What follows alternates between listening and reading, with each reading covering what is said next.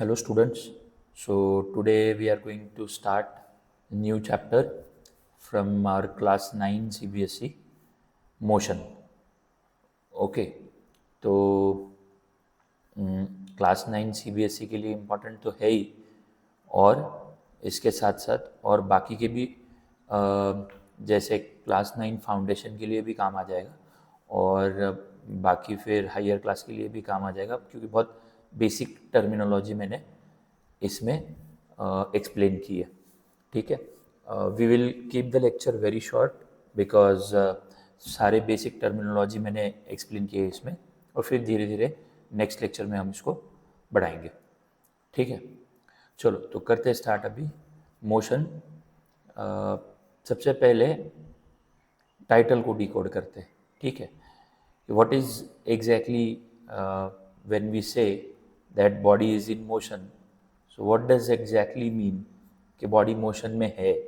Motion में है मतलब बॉडी एक प्लेस से दूसरे प्लेस पे जा रही है. लेकिन अभी हम 9th क्लास के एंगल से पढ़ रहे, तो फिजिक्स के एंगल से पढ़ रहे, तो उसको टेक्निकली कैसा बोला जाएगा कि body is changing its position. ठीक है, when will say it is in motion, when body means now body particle, एक ही चीज़ बोलूँगा मैं अभी. ठीक है, तो व्हेन अ बॉडी पार्टिकल मतलब एक ऑब्जेक्ट, सो व्हेन बॉडी और the particle changes its position with respect to surrounding.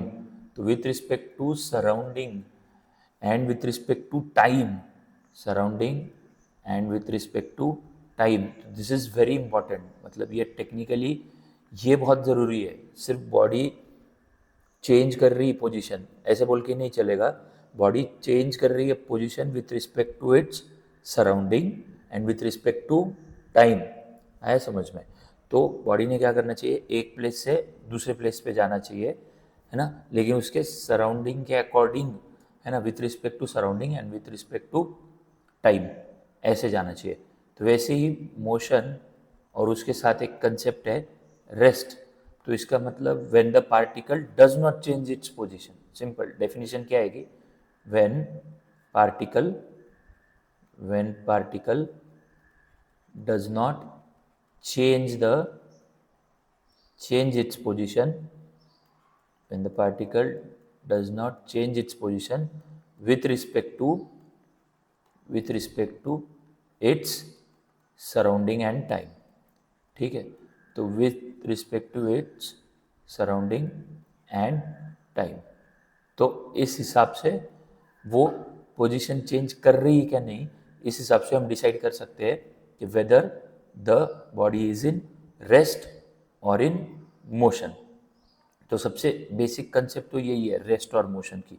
आगे आगे अभी अपन लेक्चर में जाएंगे, you will understand that how the definition is important and how I am changing its actual, मतलब your perspective. तो वो perspective से अगर देखा जाए तो मोशन और रेस्ट को जैसे हमने एक अलग पर्सपेक्टिव से देखा, वैसे आगे के सारे डेफिनेशंस को अपने को ऐसे ही देखना है, तभी क्लियर होगा. बेसिक फिजिक्स यही है, बिल्कुल एकदम बेसिक फिजिक्स यही से है. ठीक है, and keep in mind in this chapter we are not considering force. तो हम फोर्स को कंसिडर नहीं कर रहे. ठीक है, तो फोर्स को कंसिडर किए बिना हम मोशन को स्टडी कर रहे हैं. जो आगे आएगा नेक्स्ट चैप्टर, उसमें हम फोर्स को कंसिडर करेंगे, जिसमें न्यूटन के लॉज होते हैं. ठीक है, तो कॉज ऑफ मोशन को यहाँ पे कंसिडर नहीं कंसिडर करना है. ठीक है, नहीं करना है कंसिडर इस चैप्टर में. नेक्स्ट चैप्टर में हम क्या करेंगे, कॉज ऑफ मोशन क्या है, फोर्स है. मोशन किस वजह से हो रहा है, फोर्स की वजह से हो रहा है. ठीक है, तो that is the cause we will take in the next chapter. मतलब एक्चुअली वो प्रॉपरली डिजाइन किया हुआ पार्ट होता है. Here we are not going to consider the cause of motion, that is we are not going to consider force. तो force को consider नहीं करने वाले. ठीक है, तो मोशन और रेस्ट समझ में आया क्या? ठीक है, अब मोशन और रेस्ट जो है ये बहुत इंटरेस्टिंग कंसेप्ट है. इफ़ यू सी कि फॉर अ पर्सन, जैसे कि एक ट्रेन है. ठीक है, प्लेटफॉर्म से एक ट्रेन जो है the train is moving and the person standing on a platform, तो ऑब्वियसली वो मूविंग ट्रेन उसको मूविंग ही दिखेगी क्योंकि वो प्लेटफॉर्म पे खड़ा है, ठीक है। But if two people sitting in the train, sitting in the train, एक दूसरे के सामने जो बैठे हुए हैं, उनको क्या लगेगा, ट्रेन भले ही मूविंग है, लेकिन ये पर्सन के लिए वो दूसरा पर्सन, या उस दूसरे पर्सन के लिए वो पहला पर्सन, दोनों के लिए वो दोनों रेस्ट में लगेंगे, even if the train is in motion, ठीक है, क्योंकि वो ट्रेन के अंदर है अभी। आया समझ में? तो अ मूविंग ट्रेन, अगर मैं ऐसे लिखूं, अ मूविंग ट्रेन, ठीक है, अ मूविंग ट्रेन, मूविंग किसके एंगल से है? सपोज अ मूविंग ट्रेन किसके एंगल से मूविंग है? Person standing on a platform. A moving train, ठीक है, तो अगर दो पर्सपेक्टिव से देखा जाए, a person standing on a platform, railway platform, okay, तो अगर वो पर्सन जो है, ठीक है, उस जो प्लेटफॉर्म पे खड़ा है उसके पर्सपेक्टिव से देखा तो person standing on a platform, और दूसरा एक पर्सपेक्टिव है two people, two people sitting in the train, two people sitting in the train. तो यही जो मूविंग ट्रेन है, यही जो मूविंग ट्रेन है, तो एक पर्सन के लिए जो प्लेटफॉर्म पे खड़ा है उसके लिए मूविंग लगेगी, दूसरे जो दो लोग हैं वो are sitting in the train, उनके लिए वो स्टेशनरी लगेगी, ठीक है, स्टेशनरी यानी कि रेस्ट में लगेंगे, वो दोनों एक दूसरे के लिए रेस्ट है, ट्रेन के अंदर है ना वो। ऐसा क्यों हो रहा है? क्योंकि जो प्लेटफॉर्म पे खड़ा है बंदा, उसके लिए ना एक टर्म यूज की जाती है, फ्रेम ऑफ रेफरेंस, ठीक है, फ्रेम ऑफ रेफरेंस। तो फ्रेम ऑफ रेफरेंस क्या है? प्लेटफॉर्म। और इसके लिए फ्रेम ऑफ रेफरेंस क्या है? ट्रेन, इन दोनों के लिए, क्योंकि वो ट्रेन के अंदर बैठे। फ्रेम ऑफ रेफरेंस, रेफरेंस यानी क्या रेफरेंस पकड़ा है देखने के लिए कि ये चीज मूव हो रही है क्या नहीं हो रही है। बहुत सारे ऐसे एग्जाम्पल्स है, समझ में आया कि ये? तो फ्रेम ऑफ रेफरेंस क्या है, उस हिसाब से किसी पर्सन के लिए एक चीज रेस्ट में लगती है और किसी पर्सन के लिए एक चीज मोशन में लगती है। जैसे प्लेटफॉर्म पे खड़ा है, उस बंदे के लिए क्या लग रहा है कि train is in motion, it is moving, क्योंकि उसका फ्रेम ऑफ रेफरेंस प्लेटफॉर्म है, वो प्लेटफॉर्म पे खड़ा है ना, तो उसका फ्रेम ऑफ रेफरेंस प्लेटफॉर्म है। और जो दूसरा है, जिसमें दो लोग हैं या जो अंदर बैठा है ट्रेन के अंदर, for them it is stationary, एक दूसरे के लिए, क्योंकि वो साथ में जा रहे, ट्रेन के साथ मूव कर रहे, तो ट्रेन के अंदर है ना, तो उनका फ्रेम ऑफ रेफरेंस ट्रेन है, इसीलिए for them it is rest, ठीक है, for them it is rest, for this person on the platform, for him it is motion. तो यहाँ पे एक और कंसेप्ट समझ में आती है कि आप देख सकते हो कि किसी के लिए एक ही ऑब्जेक्ट मोशन में लग सकता है, वही ऑब्जेक्ट किसी के लिए रेस्ट में लग सकता है। तो इसी को हमने क्या बोला कि motion is a relative concept. Rest and motion are the relative concept, rest and motion are the relative, relative concept मतलब क्या, कि एक ही चीज किसी के लिए रेस्ट में है तो किसी के लिए मोशन में। So this is the relative concept, this is a very important give reason. याद रखना है कि बहुत इंपॉर्टेंट गिव रीजन आता है ना, गिव रीजन में क्वेश्चन पूछा जाता है कि why, explain why motion is a relative concept, ठीक है, explain why motion is a, motion and rest are relative concept, ऐसा भी बोल सकते हैं कि ऐसा क्यों है। तो आप ये भी रीजन दे सकते हो ट्रेन का, आप दूसरा रीजन भी दे सकते हो, यहाँ पे एक और ये रीजन है दूसरा आप दे सकते हो। जैसे मैं आपको बताता हूँ कि सपोज, बहुत सिंपल सा है कि अभी अगर हम नॉर्मली ट्री को देखते हैं, normally if a person observing a tree standing beside the tree, है ना, तो उसके लिए तो वो ट्री रेस्ट में ही लगेगा, रुका हुआ ही लगेगा, वो थोड़ी ना मूविंग लगेगा, है ना, वो थोड़ी ना प्लेस, मोशन मतलब changing its position with respect to surrounding. तो वो ट्री उसके सराउंडिंग के रिस्पेक्ट टू चेंज कर रहा है क्या जगह, है ना, नहीं कर रहा है, इसीलिए तो डेफिनेशन वैसी बनाई गई है, with respect to surrounding, okay. लेकिन अब मैंने मेरा सराउंडिंग बदल दिया, मैं अभी जमीन पे नहीं हूं, मैं अभी ट्रेन के अंदर हूं मान लो, या मैं अभी कोई कार के अंदर हूं, तो when the car is moving forward we see the tree is going back, क्योंकि हमारा सराउंडिंग चेंज हो गया ना, क्योंकि हम अभी कार में हैं, तो कार आगे जा रही है, तो हमको क्या लग रहा है कि trees are moving back, trees are in motion. तो अभी क्या हुआ कि देखो, वही ट्री जो इतनी देर रेस्ट में था, अब हम कार में चले गए, हमारा फ्रेम ऑफ रेफरेंस बदल गया, फ्रेम ऑफ रेफरेंस बदल गया, तो अब हमको वो ट्री क्या लगने लगा, मोशन में लगने लगा। तो सेम चीज आया कि समझ में, दो रेफरेंसेस बदलने की वजह से जो रेस्ट में था वो अभी मोशन में लग रहा है। Therefore motion is a relative concept. Understood? So very interesting fact हमने यहां पे सीखा। ठीक है, चलो आगे बढ़ते हैं। तो अभी यही सबसे बेसिक टर्म थी हमारी, मोशन और rest. The next very basic term is basic terms which we are going to study one by one: scalar and vector, distance and displacement, speed and velocity, acceleration। खैर acceleration को तो और time लगेगा, ठीक है, आगे आगे पढ़ेंगे। तो सबसे पहले हमको कुछ सीख लेना है, ठीक है। सबसे पहले तो हम लोग स्केलर और वेक्टर क्वांटिटी सीख लेंगे, ठीक है, जो कि हमको डिस्टेंस और डिस्प्लेसमेंट के लिए बहुत ही ज़्यादा ज़रूरी है, ठीक है। तो थोड़ा सा हम एनसीईआरटी के बाहर के टर्म्स भी लेंगे अंडरस्टैंडिंग के लिए, दे आर वेरी इंपॉर्टेंट। और फिर ही जाके डिस्टेंस डिस्प्लेसमेंट समझेगा, स्पीड वेलोसिटी समझेगा, ठीक है।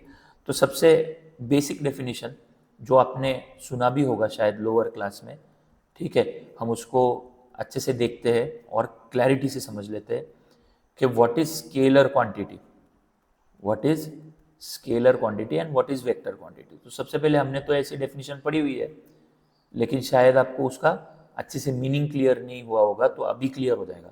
स्केलर क्वांटिटी हमने क्या सीखा हुआ है, just as a definition, scalar quantity सबसे पहले किसी भी चीज को फिजिक्स में जिसको मेजर किया जाता है उसको फिजिकल क्वांटिटी बोलते हैं। So what is physical quantity? Physical quantity या only quantity in case of physics वो ये होती है जिसको मेजर किया जाता है, विच इज मेजरेबल। एनीथिंग, जैसे देखो डिस्टेंस मेजरेबल है, अभी मोशन पढ़ रहे हैं तो हम क्या क्या मेजर करेंगे मोशन में, डिस्टेंस मेजर करेंगे, डिस्प्लेसमेंट मेजर करेंगे, स्पीड, वेलोसिटी, एक्सेलरेशन, ये सारी चीजें हम कैलकुलेट करने वाले, मेजरेबल है ये, ठीक है। So this are all physical quantities physics में। अब ये क्वांटिटी को मेजर करते वक्त, ठीक है, मेजर करते वक्त या मेजर करने के बाद, मेजर करने के लिए ऐसा भी बोल सकते हो, जिसको डायरेक्शन की जरूरत नहीं होती। जैसे कि स्केलर क्वांटिटी में हम सिर्फ लिखेंगे कि the quantity which can be defined only by its magnitude. तो स्केलर क्वांटिटी की डेफिनेशन हमने ऐसी ही पढ़ी हुई है, क्या, कि which has the quantity, the physical quantity which has magnitude alone, which has magnitude alone, मतलब इसको सिर्फ कैलकुलेटेड वैल्यू होती है, no direction, only it has calculated value and no direction. अगर हम एग्जांपल की बात करें तो आप देखो बहुत सिंपल सी बात है, मैं आपको एग्जांपल देता हूँ, मास। तो मास का जो यूनिट है, मास का जो यूनिट है वो केजी है, ऐसा यूनिट, ठीक है।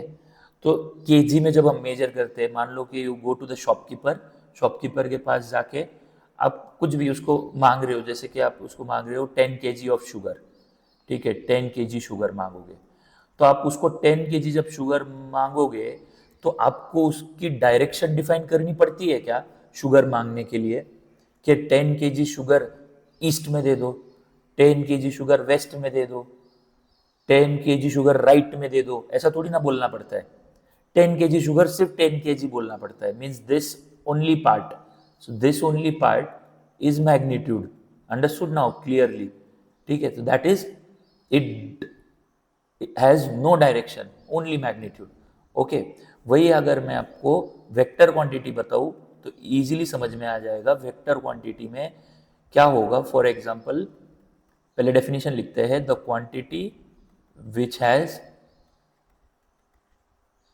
Magnitude as well as direction, magnitude as well as direction. तो अब थोड़ा सोचो कि अगर मैं एक एग्जांपल दे दूं आपको फोर्स का, फोर्स का, और हम ऐसे लिखते हैं फोर्स में कि अगर एक मुझे बॉक्स मूव करना है, ठीक है, ये साइड में, तो यहाँ पे मैं 50 न्यूटन का फोर्स लगा रहा हूँ, Newton is the unit of force, तो 50 न्यूटन का फोर्स लगा रहा हूँ। तो सबसे पहली चीज यही दिमाग में आएगी कि 50 न्यूटन कहाँ पे लगाना है। ठीक है, 50 न्यूटन लगाना है तो बॉक्स को जहां पे मूव करना है वहां पे तो फोर्स लगाना पड़ेगा ना। तो direction needs to be defined in vector quantity. आपको डायरेक्शन डिफाइन करनी पड़ेगी। अगर मैं बोलूं कि ये पेन को मूव करना है, इसको 10 न्यूटन का फोर्स लगाओ, तो आप पूछोगे सर 10 न्यूटन कहाँ पे लगाओ, कहाँ पे मूव करना है, वहां पे लगाऊंगा ना। यहाँ पे करूंगा तो यहाँ पे मूव होगा, यहाँ पे 10 न्यूटन लगाऊंगा तो यहाँ पे मूव होगा। तो फोर्स अगर आपको देना है 50 न्यूटन, 10 न्यूटन, वट तो only magnitude will not work, उसको डायरेक्शन भी देना पड़ेगा। 50 न्यूटन कहाँ पे, नॉर्थ में लग रहा है, साउथ में लग रहा है। जैसे अभी हमारा होता है, हमारा जो वेट होता है that is also a force. तो हम अभी ये जो फोर्स है हमारा वेट, वो डाउनवर्ड लग रहा है ना, अर्थ की ग्रेविटी की वजह से, है ना, तो वो डाउनवर्ड लग रहा है। सो उसको क्या है, वेट, वेट क्या है फिर, डाउनवर्ड लग रहा है तो it's a vector quantity. Force, weight, this is a vector quantity. Understood? So this is very important. आ रहा है समझ में? स्केलर वेक्टर समझ में आया, क्लियरली डिफाइन हुआ कि स्केलर को सिर्फ मैग्नीट्यूड होता है, डायरेक्शन की जरूरत नहीं होती है। वेक्टर को जो होता है वो हमको डायरेक्शन देनी पड़ती है, magnitude as well as direction देनी पड़ती है। ठीक है, so this is scalar and vector quantity, it is very important. ठीक है, इसी से अभी हम आगे के टर्म्स डिफाइन कर पाएंगे इजीली, तभी तो डिफरेंशिएट कर पाएंगे कि डिस्टेंस और डिस्प्लेसमेंट में क्या डिफरेंस है। ठीक है, अच्छे से डिफरेंशिएट कर पाएंगे। ठीक है, so scalar and vector quantity लगा तो आप ये स्लाइड को पॉज करके ये दोनों डेफिनेशन लिख सकते हो। ठीक है, और यहाँ पे स्केलर और वेक्टर क्वांटिटी के एग्जांपल्स भी आप लिख सकते हो।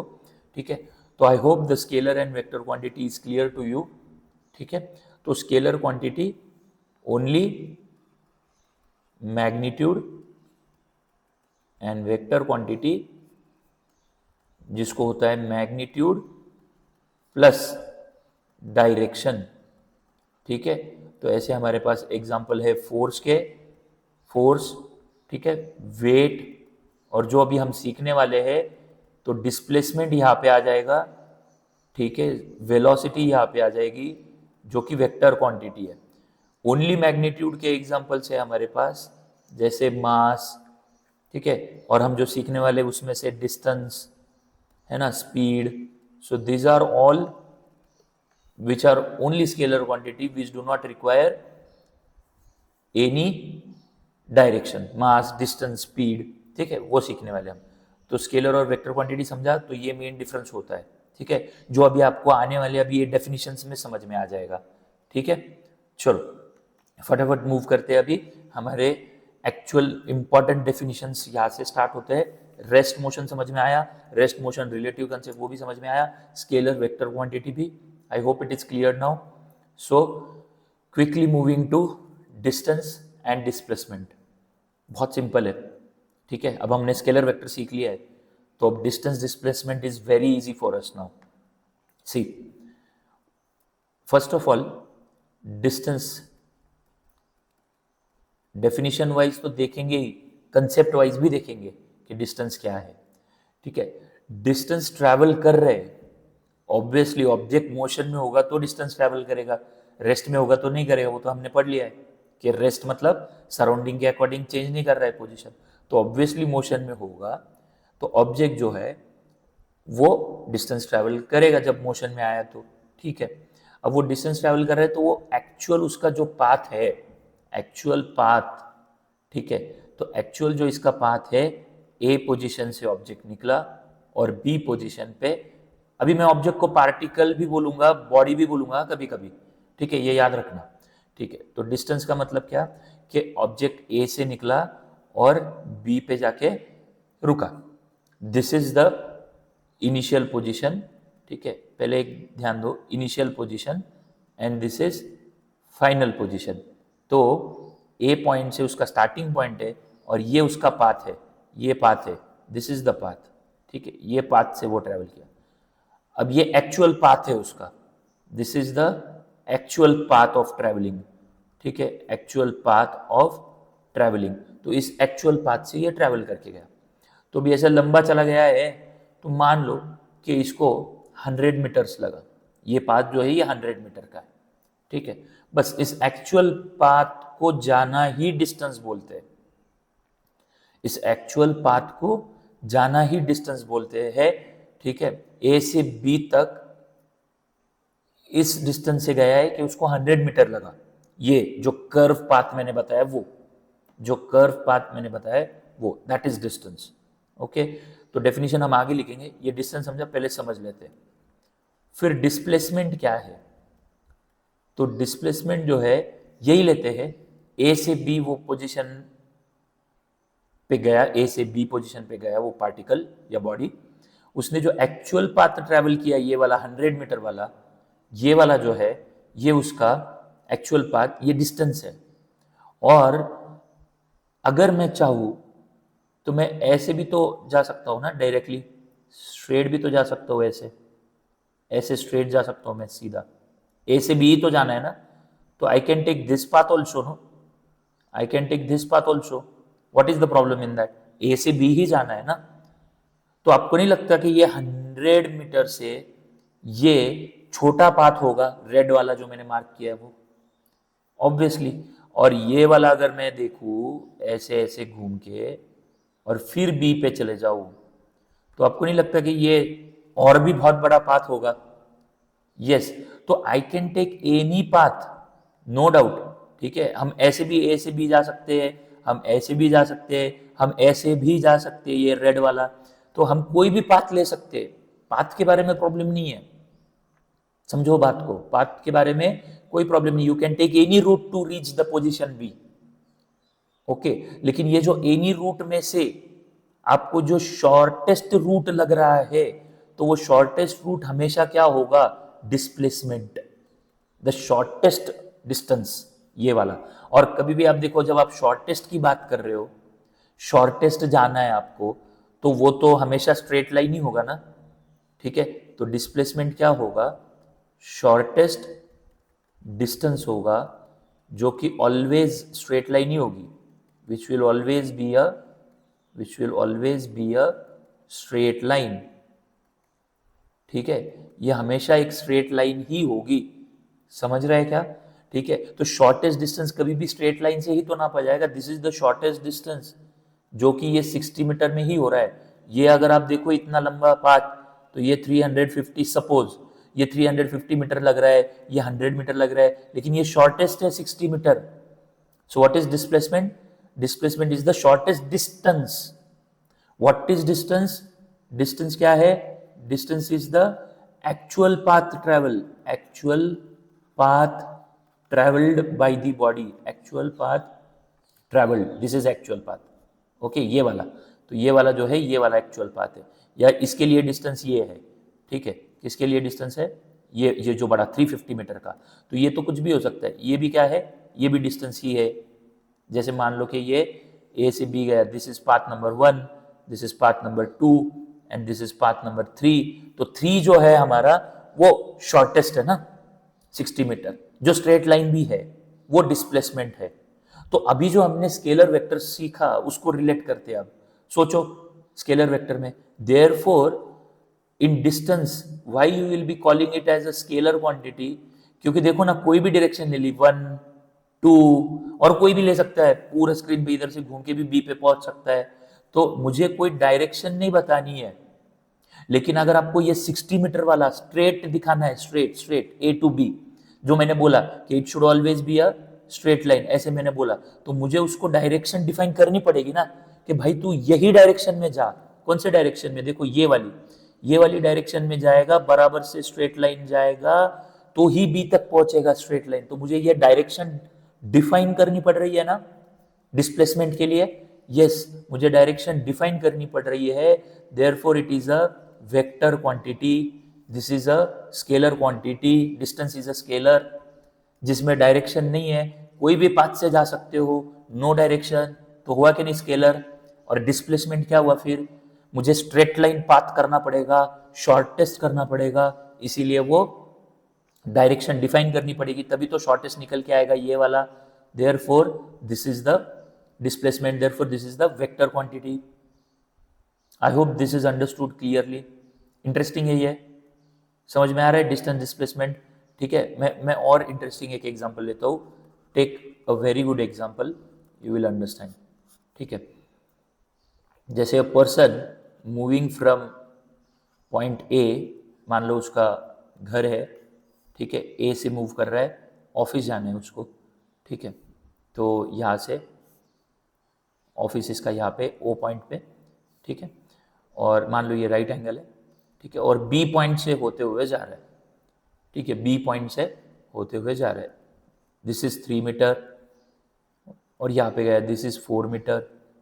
बहुत सिंपल सा एग्जाम्पल है, आपके टेक्स्ट बुक में भी ऐसे ही एग्जाम्पल लिया हुआ है, ठीक है। तो person moving from A to B, B to O in office, to move to office, ठीक है, तो ऑफिस जाने का ये रूट फॉलो किया, कौन सा, ए से बी, बी से ओ, ये वाला रूट फॉलो किया। अब ये वाला रूट फॉलो किया तो ये एक्चुअल पाथ हुआ कि नहीं? बहुत सिंपल सी बात है, कौन सा, ए से बी जाना और बी से ओ जाना, तो ये वाला जो है this is the actual path, simple है ना।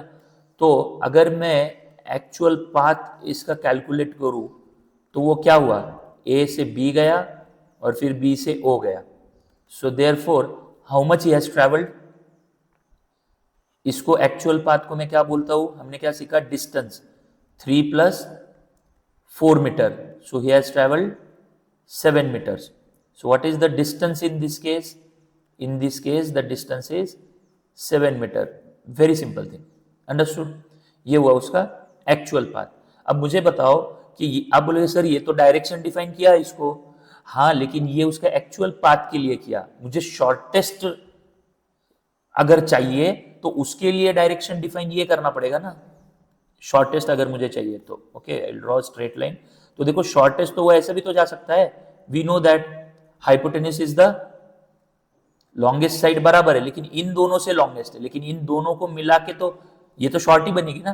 देखो 3, 4, 5 मीटर का ट्रिपलेट होता है पाइथागोरस थ्योरम में, पता है ना, ये अगर 3 है ये 4 है तो एओ कितना आएगा हमको पता है, ये AO square is equal to A B square plus B O square, Pythagoras theorem, इधर 90 डिग्री है, कुछ समझ रहा है क्या, ए बी का स्क्वायर, 3 का स्क्वायर और 4 का स्क्वायर ले लेंगे, 9 + 4 का स्क्वायर 16, कितना आ जाएगा ये आ जाएगा 25, ठीक है, तो एओ स्क्वायर आया 25, तो एओ कितना आ जाएगा, square root of 25 will be 5 metre. तो ये जो एओ आया है ना 5 मीटर, पाइथागोरियन ट्रिपलेट भी है 3, 4, 5, तो ये जो एओ आया है ना 5 मीटर ये शॉर्टेस्ट आया, देखो 3 और 4 7 होता है, तो मेरे लिए एक्चुअल पाथ से ये जो शॉर्टेस्ट पाथ है, कहां से कहां तक है शॉर्टेस्ट पाथ, ए से बी, बी से ओ नहीं है, कहां से, ए से ओ है डायरेक्टली, ए से ओ है directly, therefore that is called as displacement, that is called as displacement which is 5 metre. तो डिस्प्लेसमेंट इज द शॉर्टेस्ट। अभी समझा क्या, उस डिस्प्लेसमेंट के लिए मुझे वही डायरेक्शन डिफाइन करनी पड़ी कि तू भाई ये डायरेक्शन में जा, कैसे बोलोगे आप, डायरेक्शन कैसे डिफाइन करनी पड़ेगी, देखो तो ऊपर नॉर्थ होता है ना, ऐसे कंसिडर कर लेते हैं ये एक प्लेन में है, ऊपर नॉर्थ है नीचे साउथ है, अगर ऊपर नॉर्थ है तो राइट साइड में क्या होगा, ऊपर के साइड में अगर नॉर्थ है तो राइट साइड में ईस्ट होता है और लेफ्ट साइड में वेस्ट होता है, ठीक है। तो अभी मुझे ये वाली डायरेक्शन जो आपको दिख रही है, सॉरी ये वाली डायरेक्शन जो आपको दिख रही है, ये एओ वाली, वो किधर दिख रही है, नॉर्थ ईस्ट दिख रही है, देखो तो नॉर्थ साउथ ईस्ट वेस्ट, तो ऐसा गया ना ये, ऐसा ये डायरेक्शन देखो तो ऐसा, तो मुझे नॉर्थ ईस्ट में जा ऐसा बोलना पड़ेगा, तभी तो वो शॉर्टेस्ट डिस्टेंस कवर कर पाएगा ना। So that shortest distance requires the direction कि तू नॉर्थ ईस्ट में जा, तभी तू शॉर्टेस्ट जा पाएगा। Therefore displacement is a vector quantity, ये समझ रहा है। तो डिस्टेंस डिस्प्लेसमेंट में आप बोलोगे सर ये भी मीटर में वो भी मीटर में है, तो कुछ नाप ही रहे ना, लेंथ ही तो है दोनों भी, डिस्टेंस भी कुछ लेंथ ही है, डिस्प्लेसमेंट भी लेंथ है, लेकिन डिस्टेंस एक्चुअल पाथ है और डिस्प्लेसमेंट शॉर्टेस्ट डिस्टेंस है, शॉर्टेस्ट पाथ है, ए से यू। डिस्टेंस स्केलर है, डिस्प्लेसमेंट वेक्टर है, ठीक है। आई hope the concept is clear now, ठीक है। चलो नेक्स्ट लेक्चर में हम अभी ऐसे ही कुछ स्केलर और वेक्टर क्वांटिटी का और 2 डेफिनेशंस देख लेंगे, स्पीड एंड वेलोसिटी, ठीक है। और फिर आज हमने शॉर्ट लेक्चर रखा और आगे आगे, ठीक है, हम थोड़ा लेक्चर लेंथ भी बढ़ाएंगे। ठीक है, चलो, थैंक यू।